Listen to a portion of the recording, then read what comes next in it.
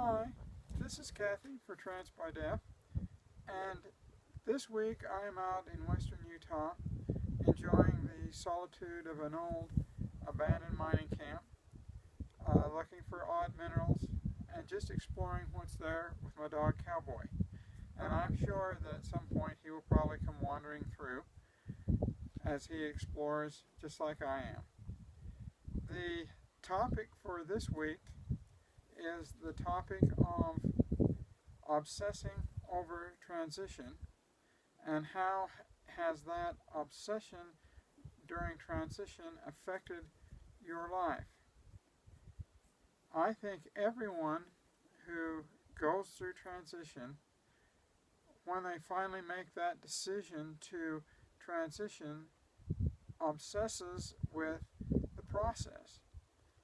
All of a sudden, as you decide that you really want to portray the gender that you are inside, you obsess with buying clothes and jewelry and shoes and all kinds of things that you later don't fit and are way out of style that you end up throwing away.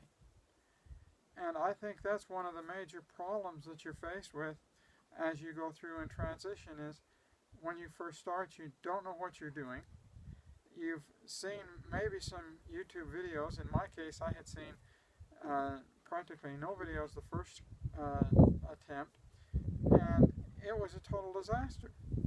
So obsession really drives you to buy all kinds of clothing and all kinds of makeup and all kinds of things as you experiment that you never use and end up disposing of later.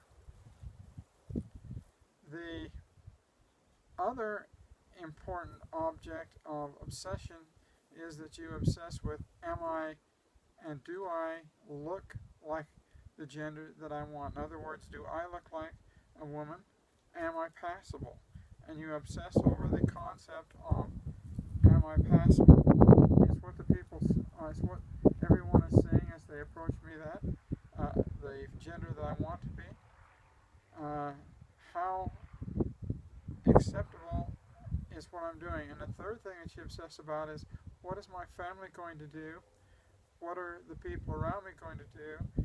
And what are they going to do at my job? And you end up probably saying and doing some things that you wouldn't normally do because you go way overboard in trying to decide what you should do and what you shouldn't do as you transition. So I say yes, during that very critical time when you are new to your gender, new to expressing the gender that you are inside, you do a lot of things, you buy a lot of things, and everybody tends to obsess. And you do it to a very extensive point where it costs lots of money, and later you end up redoing it simply because you're not happy with what you've ended up buying and purchasing. You're also learning to use the clothes of the gender which you're in. Particularly when you're going from male to female, you're having to learn all of the tips and tricks of makeup. You're having to learn to do your nails. You're having to have your ears pierced. You're having to have other body piercings that you decide that you want. You have to learn to do your hair, which is a very important point. You have to learn to learn what style of hair, or decide what style of hair you want, and then grow your hair to achieve that style. All of that has to be a type of obsession that you're looking at, and a way in which you're looking at it as you transition.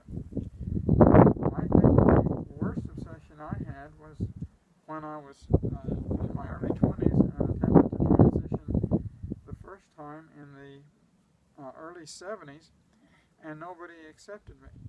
I had no role models except the few books that I had read and the few people that I had seen on TV, and I was put down so horribly that my obsession kind of crashed and burned in flames.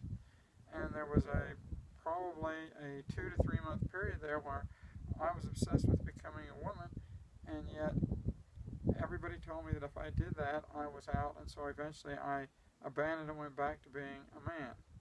And off and on I have had little, as I approached my final transition that you're seeing now, I had times when I would start to obsess and I would think, do I want to go through the pain that I went through last time because I'm obsessing with being a woman?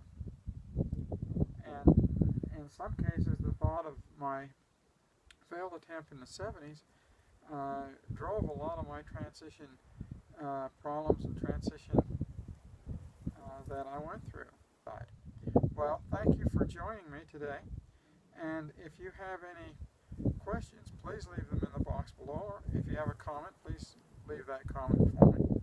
And I thank you for joining me, and I will see you again next week. Bye.